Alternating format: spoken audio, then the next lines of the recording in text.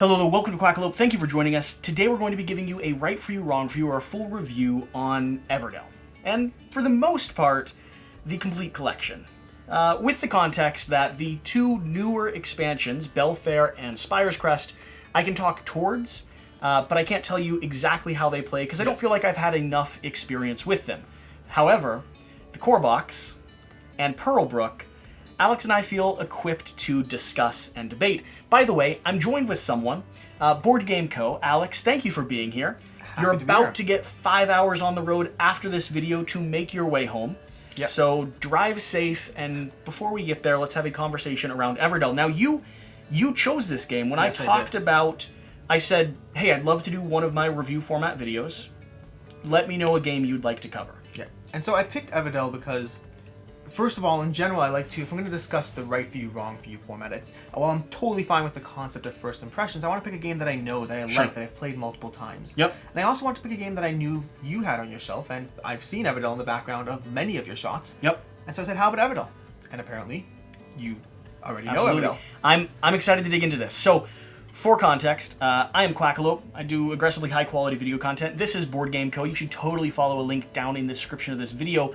After the video, after the video is over, stay with us for a second, he does more conversational-driven coverage of board game industry news, Kickstarter coverage, and deep dives into my own collection, his own personal collection, games that are coming and going, adding to his shelf, and the things I find the most interesting, the reasons why some games are leaving your collection. And it's a perspective that I think is valuable to have sense of. There's so many good games, you have to pick and choose. So, with that being said, our Right For You, Wrong For You series, if you haven't seen this before, or if you're brand new to the format and you haven't been a guest on this show before, it is built around the concept that not all games are right for everyone, and that is perfectly fine.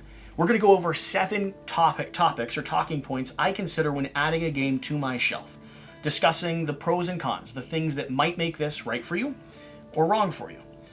Those 7 points are going to be the overview of the game, the theme, because I find that intrinsically valuable, the accessibility, the gameplay, the modes of play, the innovation that might exist or might not exist in a game, and then the price, if it matters, and then finally the price, the final kind of nail in the coffin.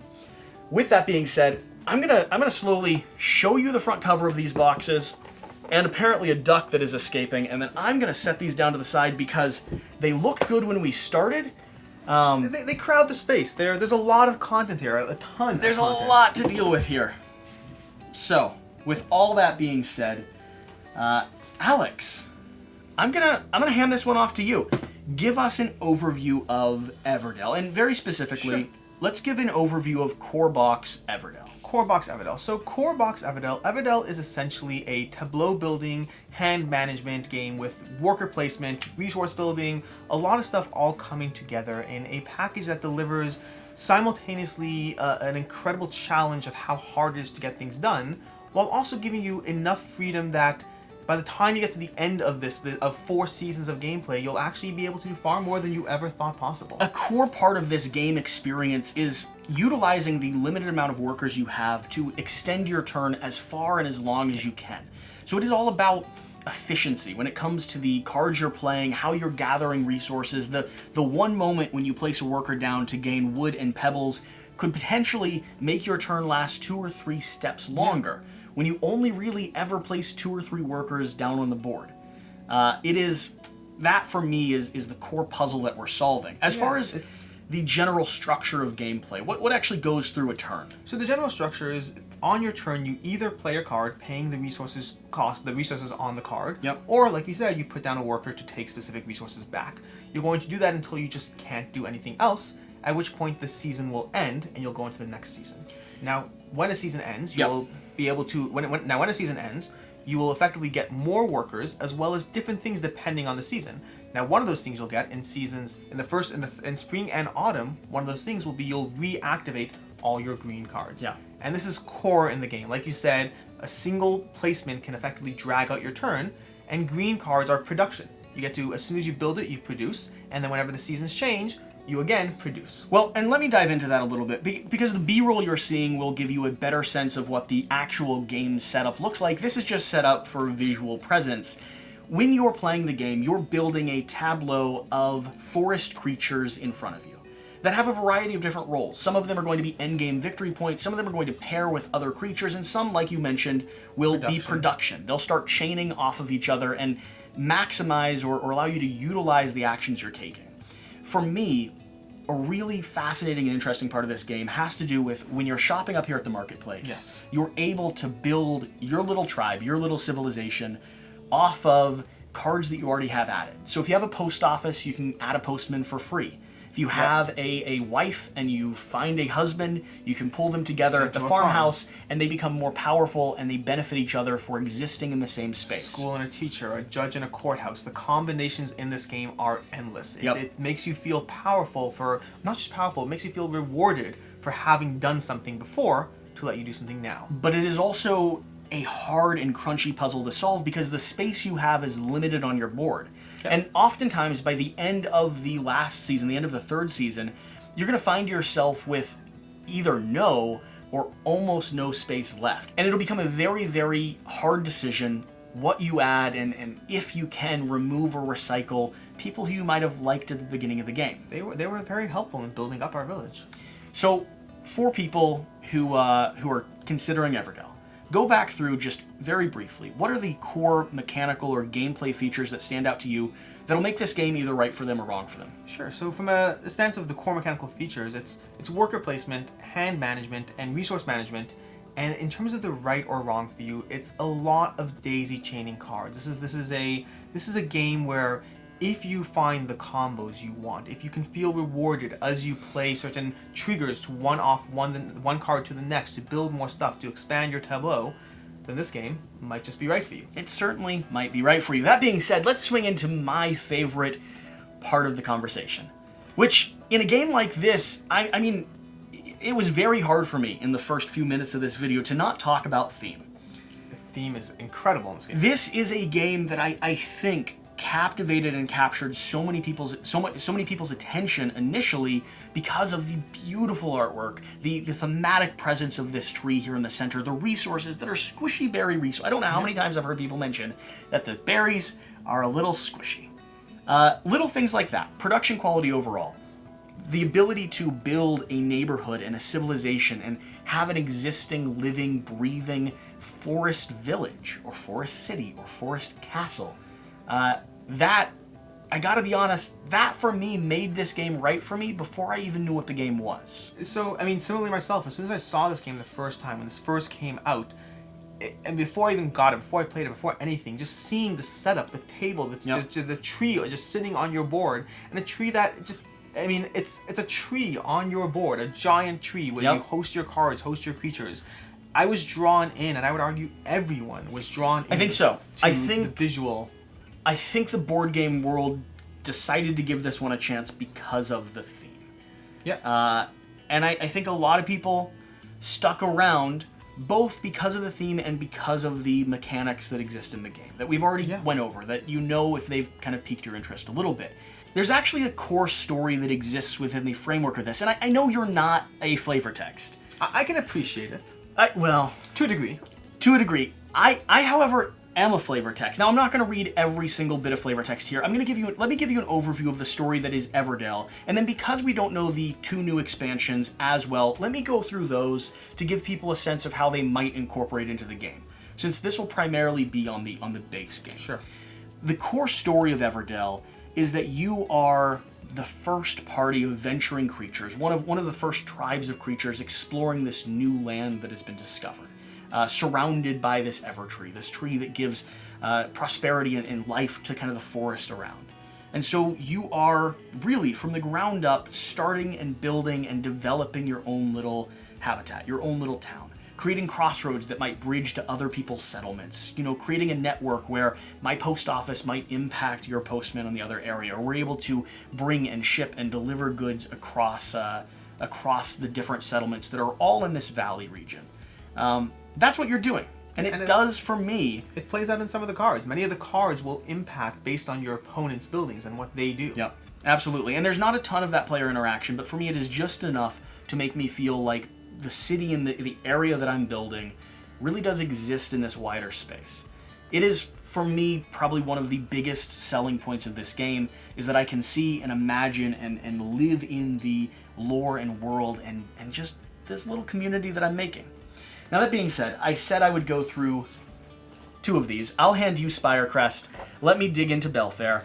And again, this will set the context for what these 2 expansions might add, so that if you're watching this and you know that Everdell either is already right for you or you're determining if you want to pick it up, these really add, these and Pearlbrook add variety to the experience of the game. They replace different parts, they add different components and different cards, and for the most part, you will probably want to add 1 or 2 bits of them in at a time. In fact, the core rulebook suggests not to include all of them in a single swing.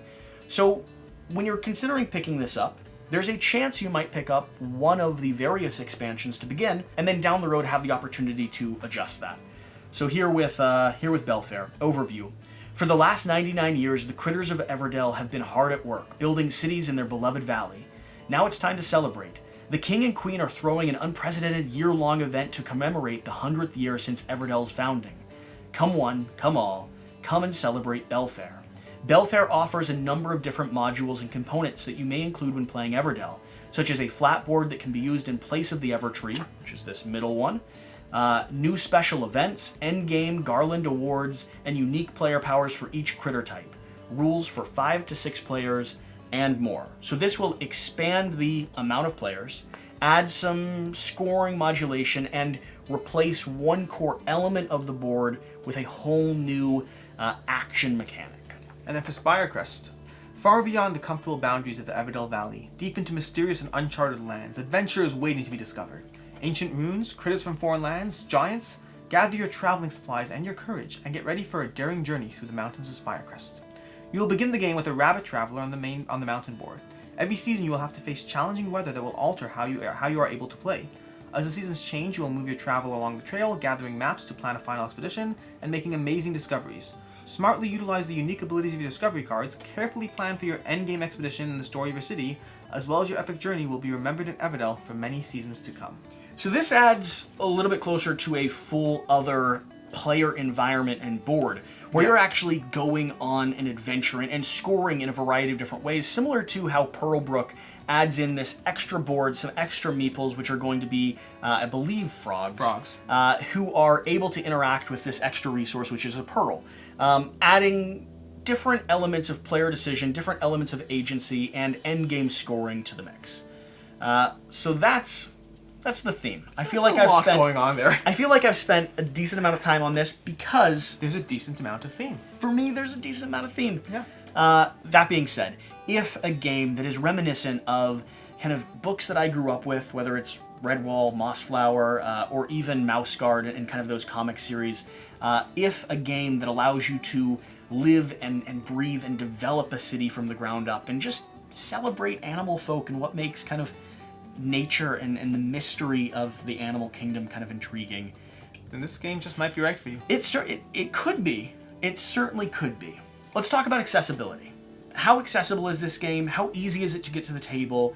And what's your sense of kind of player groups that might get this? So in terms of let's start with player count. In terms of player count, this is a game that does play well between 2 and 4 players. Sure. I think it thrives a little higher with a little bit more on the 3-player count, but it's good with all player counts. In terms of the depth, the weight of the game, there is a lot going on here. It teaches pretty quickly, actually. I find I can get to the table and teach it somebody in 10 minutes or less, really. Yep. But it's not the rules that are complex, but rather the interactions. There's not a lot of overhead, but extending your turn, and if you're able to maximize extending your turn, you will probably make it to victory, to the victory condition. Yeah, and there's a lot of... In fact, I would say it's so integral that I have taken to...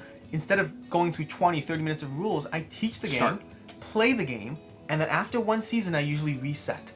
I find that there's so much emphasis and so much importance on those first few moves, even much more so than later in the game, that I want players to start with a full, fresh idea of how this actually interacts, how important every move is, how much every card you play and every one of your few but very limited worker placements will matter.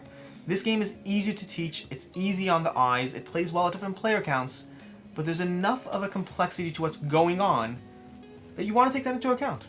I think that's totally fair. And for context for how we play now, and I'm talking my core gaming group, we usually always table with Pearlbrook included. Now that we have played and have had it around for about a year, it adds just a little bit more depth, a little bit more complexity, mixes in some additional cards, and so the base game for me started out decent, but over time I did feel like I needed to add some weight to it for wherever our gaming group is, wherever we exist on the scale of midweight to kind of lighter games. But I think you're 100% right. I don't think the complexity is in the teaching. I think it is largely in the player decision and how you actually utilize the cards and the resources you have. As far as getting it out of the box and convincing people to get it to the table, easy. I found this is a really easy one to tell people to try. It's gorgeous looking. It helps. Yeah. You start showing them a few cards, you start pulling out the artwork and describing what you can do, and they're usually willing to sit down and give this one a swing. So that's about as complicated as accessibility is when it comes to this game. It just is. It's about the combos. That's all. Yeah. That being said, if you're looking for a midweight, say family-ish oriented game with room to grow to a heavier, deeper gaming group, if this is something that you enjoy quite a lot, and you're okay with running people through a game, or you have people that are willing to be patient as they learn the strategy, this one might just be right for you. It still could. There's definitely a possibility. So we're coming now to the gameplay section of this conversation. And this isn't how the game plays, but instead what for us in the gameplay itself either makes this game right for us or wrong for us. Are there things that stand out that you always feel like you want to come back to? And are there things that may be an issue for you that you think would make this game specifically wrong for a type of gamer? Sure. So offhand, I will start by saying I tend to be a pretty big fan of Everdell. I like this universe. I like this world. I'd agree with you. But there are certainly elements of the gameplay that, despite my enjoyment of, there are elements that might make it wrong for you. And I think for me, the biggest thing there is because those card combos are so integral, because getting those matchups are just so important. Sometimes you can play the game, and sometimes you can go through multiple rounds, and you don't get the cards you need. Yeah, a lot of cards here. There's a lot of cards. Now, if, like myself, that doesn't bother you, and you're appreciating the experience, and you're enjoying everything that's going on here, then it still might be right for you. But if you're someone who feels cheated out of a good game because sometimes you didn't draw the card you want, sometimes that combo didn't play out the way you wanted, that might make Everdell just a little bit wrong for you. I gotta say for me, and it's something I've circled back around quite a bit, because it really is, I think, for me, the most, outside of the theme, it is the most fun element of this game. How good it feels to extend your turn when you've placed down your last worker, and then your 6 or 7 actions later in the game, that feels so good. It's incredibly You feel powerful. like you're solving a puzzle and you're rewarding yourself, and like, for me, I love looking around the board as people are moving through seasons, because that's another interesting thing. Everyone doesn't have to stay at the same pace throughout the course of this game. There may be people that are technically farther ahead in their gameplay than you are. Yeah. Same actions, but they also might end the game faster than you do. It's why extending your turn can be such a powerful thing, because if you have 3 or 5 or 10 turns ahead of everyone else, just to gather resource and take the time to see what comes onto the board, you're gonna have an advantage across the board. Yeah, and it'll feel fun while you're doing it. And that's the key. Is for me, that is one of the most rewarding feelings in this game, is watching as my puzzle solves itself. But it also is a crux, like you're talking about. Another player may have sit there 4 or 5 turns earlier. They were done with their season. If I finished my season way ahead of Jan, I do sit there a little grumpy going, I hate that you got 8 more turns than me. Just go ahead and finish it up. You're going to take 7 berries now? Okay, great. You're spending them for what, 13 coins? All right, know if you've played well or not. Yeah. It can be a bit of a mismatch at times, but not too bad. Typically. No. Like I said, I started by saying I am a huge fan of the system. I think that the negatives exist, but don't detract in any way from my enjoyment of the overall puzzle going on here. One of the things that I know is a core feature of the game, and probably one of the things that I enjoy about it, if I'm going to be honest, but always bugs me, is the restriction on my player dashboard. Oh, I love that. I'm always just wanting to add another card. But to me, that defeats the purpose of the puzzle. I know. I have to admit, it probably is a reason why I like the game.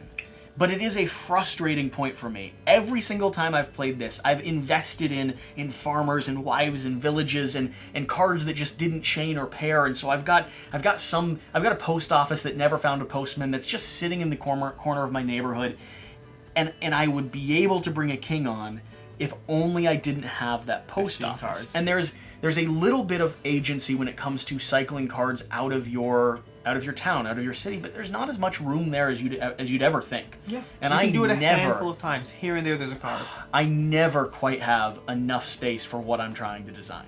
So it's fascinating because I think both of these aspects, these viewpoints we're talking about, they simultaneously are delivering the right for you, wrong for you. They're fun, but they're also frustrating. And if you know you don't enjoy that, if you don't want to be restricted in that way, that might become such a salient point of frustration. For sure. But it's not for me. I still always want to get this to the table. Likewise, and for myself, I find that specific challenge so rewarding because the cards that let you expand your turns, the cards that give you those infinite resources and let you take daisy chaining turn after turn after turn, they don't score you a lot. They don't score you a lot. So end game, you get to that last season and you're looking around the board and you're realizing I can get all the resources in the world that I want. And it doesn't count for much. I'm going to lose by 20 points to Jan. Yeah. If you can tell, I've played the majority of my games with Jan against Jan. So that's an overview of the gameplay. If those elements, that push-pull, the stuff that the game I think is actually describing pretty well in itself as you play it, seem like something that you would enjoy in a puzzle that you're solving. This game just might be right for you. It still might. I mean, you're still watching, so there's probably a chance. Let's talk about modes of play. We already dipped into it a little bit with the accessibility, but more specifically, what does it play best at? Are there player counts you just wouldn't recommend? And are you interested in watching it scale to the other expansions? Pearlbrook, are you personally looking at getting Belfaire or adding in Spire's Crest? So I just recently added Spirecrest and Belfaire to my own collection. Okay. I had Pearlbrook and the base game already. I just added those two expansions. I am certainly very much interested in getting to the table. In terms of player count, I primarily played it at 3. I think that it plays best with 3, but that has been my main experience. So I don't know if I want to... I haven't played enough times with 4 or 2 to really deliver on that reward. I primarily played 2 and 3, and I've certainly had a good time at that player count. Head to head with Jan is always fun because the cards that interact with other players' towns, we're just going back and forth there. We're just sailing rafts back and forth to each other perpetually.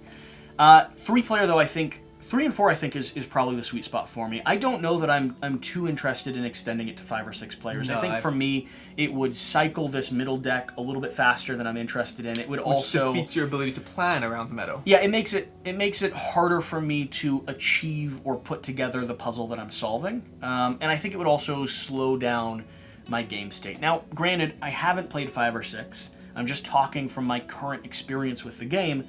But 3 and 4 is really genuinely where I want to see this hit the table. Yeah, I would agree with that. And I'm willing to, because I enjoy it, play it at 2 with Jan. But it's not one that I pull out as a go-to 2-player game as often as some others that compete in that space. When it comes to modes of play, do you usually play base game? Because, like I said, we always play with Pearlbrook. So I primarily so far have been playing with the base game just because, like I said, I've been trying it with different groups. I haven't played this game repeatedly again and again with the same group. Okay. And each time I add a player, I like to get 2 or 3 games of base under their belt before upping it. Sure. So for me, my primary experience has been with the base. Okay. And I'd say for us, the core group I have played this with has always been the same people. And so base game for us is less interesting now than that added module. Yeah. And that's been the case for probably the last 6 months or so.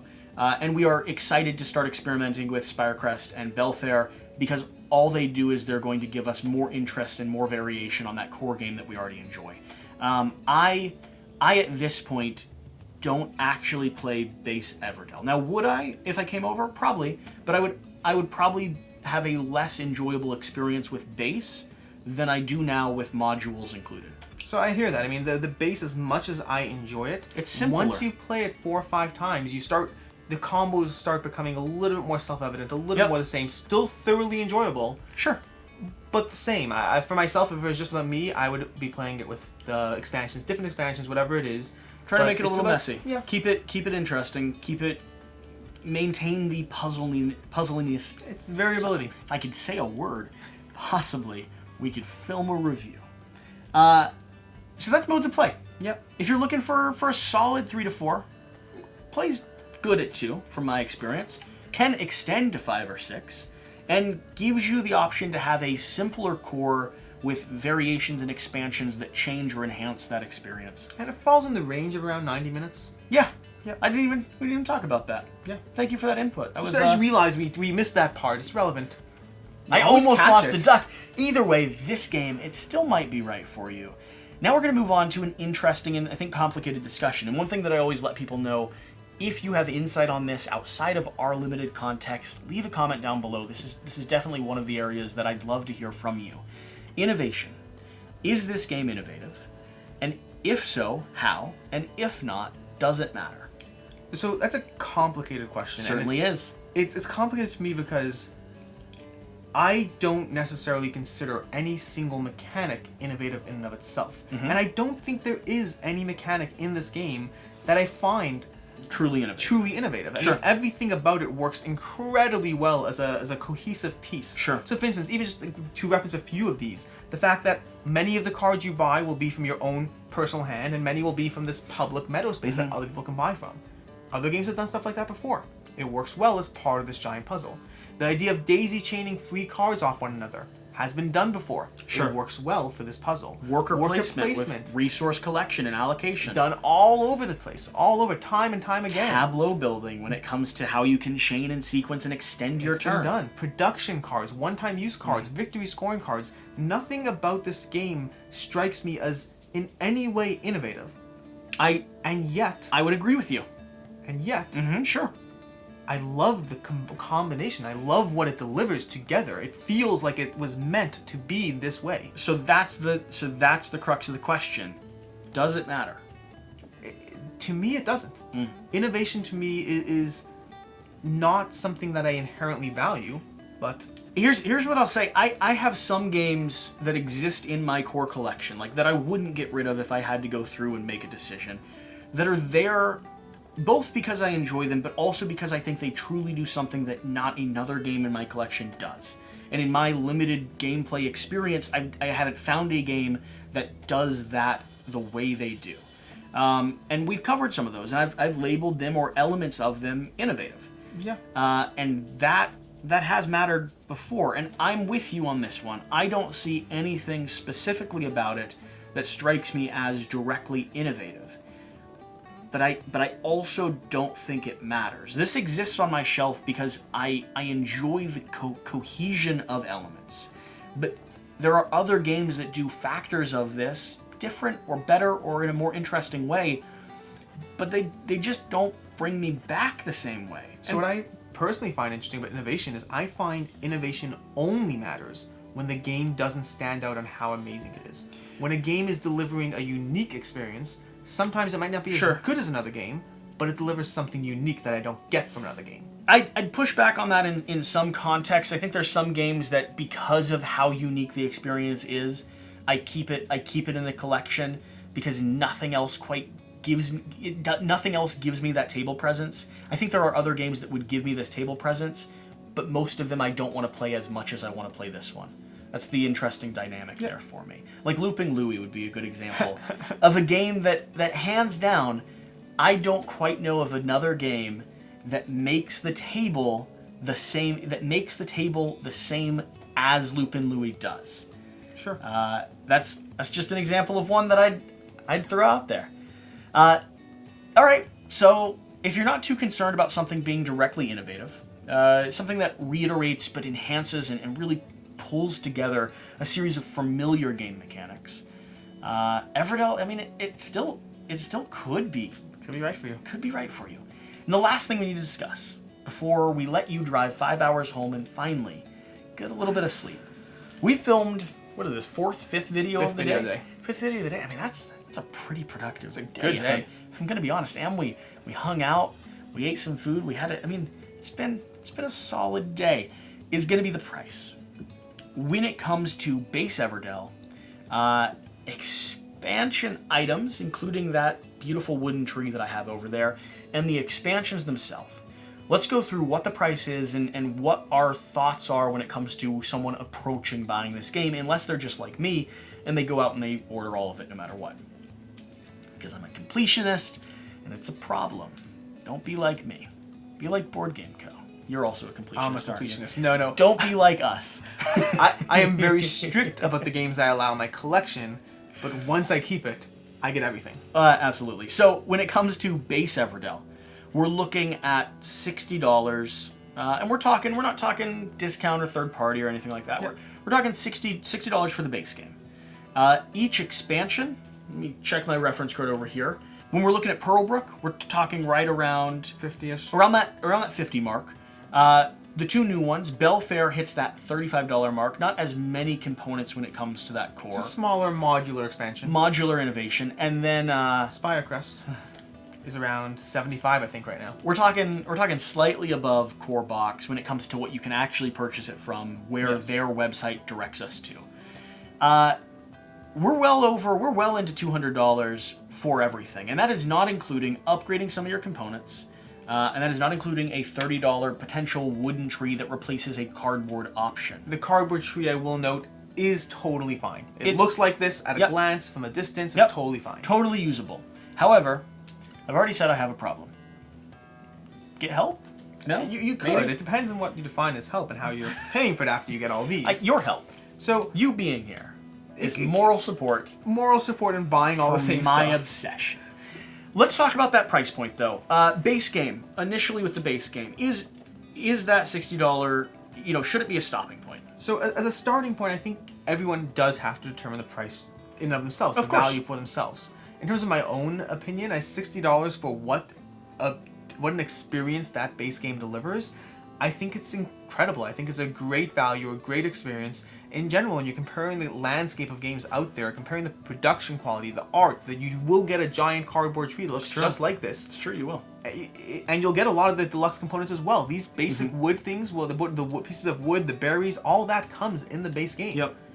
And that's for $60. I think that's fine. Yeah, I wouldn't flinch at that. And if I'm going to be honest, where I start getting cold feet in terms of encouraging people or suggesting value in box is going to be when we start mixing all of the expansions at once in one big buy. Especially since they don't suggest playing with all of them at once anyway. It's supposed to be a modular experience, and you're going to be subbing them in and out, and the odds are you should get 5 to 10 plays of this game in before you're subbing the majority of expansions and doing a rotation of them. For me, I would look into, personally on your end, look into the options that the expansions add and choose the one that for you thematically and mechanically seems the most interesting.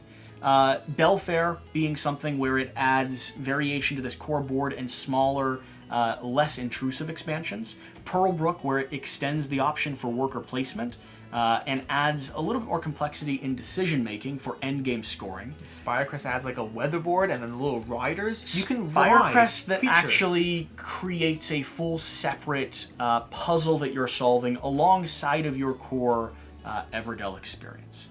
And I would probably go base game and expansion when I first get it. Base and one. Because like I said, in my gaming group now, we've got to the point where we primarily enjoy the game with a little bit more complexity added in.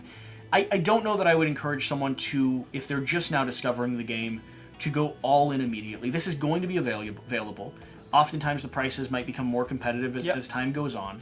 And I think that if you fall in love with this game like we have, those expansions will be something that is rewarding to add in, but might be overwhelming to have right off the bat. Yeah. But of course, that's all going to be based off of your own budget and what you can reasonably do. Let's talk about the peripheries, though, because that is a place where I think we can talk about value. $30 for a wooden tree, And we're talking 10 to 15 to upgrade components to Collector's Edition versus core. So there's a Collector's Edition and a non-Collector's Edition, and if you have the non-Collector's Edition, you can, like you said, upgrade components. Metal coins, slightly chunkier wood, I things believe like the that. wood is the same. There's thicker wood, first printing versus... Maybe it might be second printing, but I know there's an expansion that includes heavier wood Thicker bits. wood. So yeah, in terms of the expansion component, that was awkward. Excuse you, Jesse.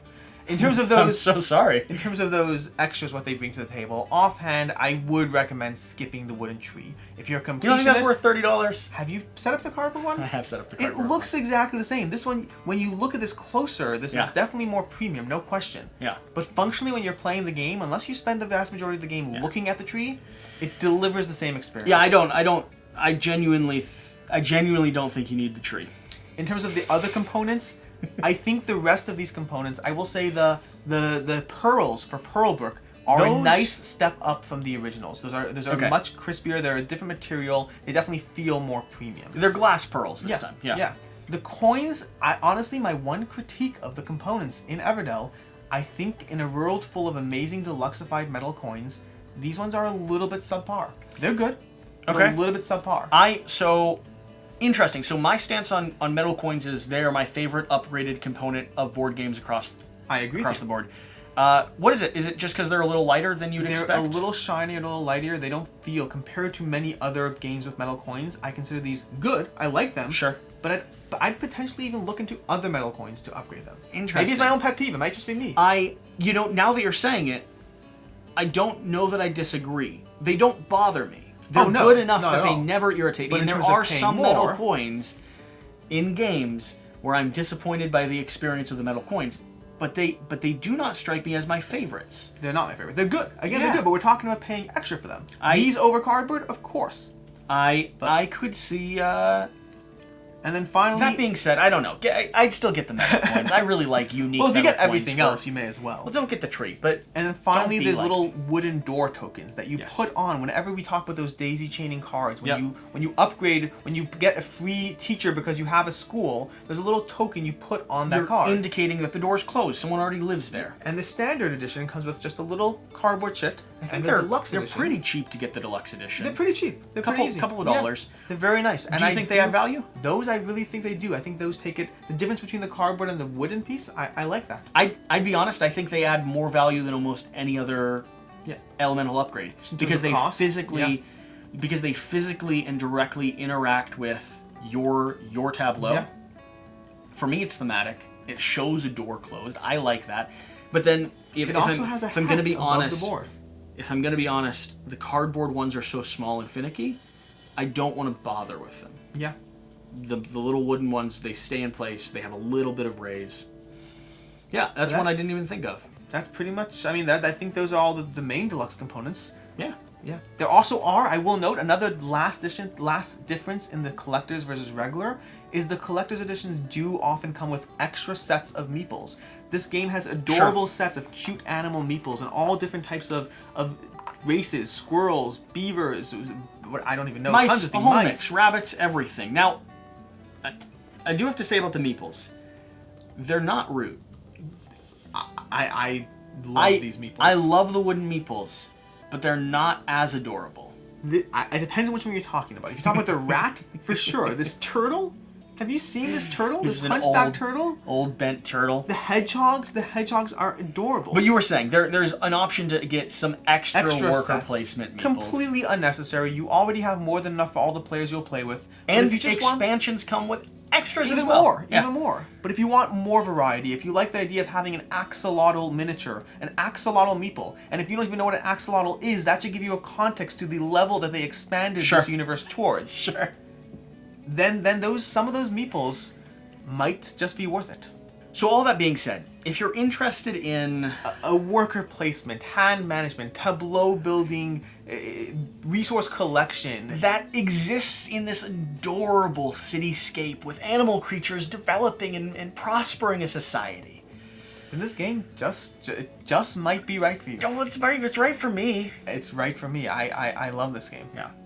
So that being said, if you made it to this point of the video, now you can go check out BoardGameCO. I stopped you earlier on, but at this point, you should really go take a look at what he's doing because he'll help talk through value and idea and do a deep dive in games in his own way. And eventually, I do plan on doing a review of Everdell. I really like this game. We already did. So at this point, why do another one? Thank you so much for watching. Hopefully you've enjoyed this. Hopefully we gave you some insight in a game that we have had both a really good time with. And that being said, because this is the last video we're doing together today, buddy, I'll see you in like 3 months or so. Thank you for coming down. This will be a regular trip. I enjoyed this. This was fun. This was a productive day. We got some stuff done for both channels. We talked business a little bit. Yep. We got some things that we're working on. Collaborating. Not, he's not absorbing us. Instead, we're doing things like podcasts together.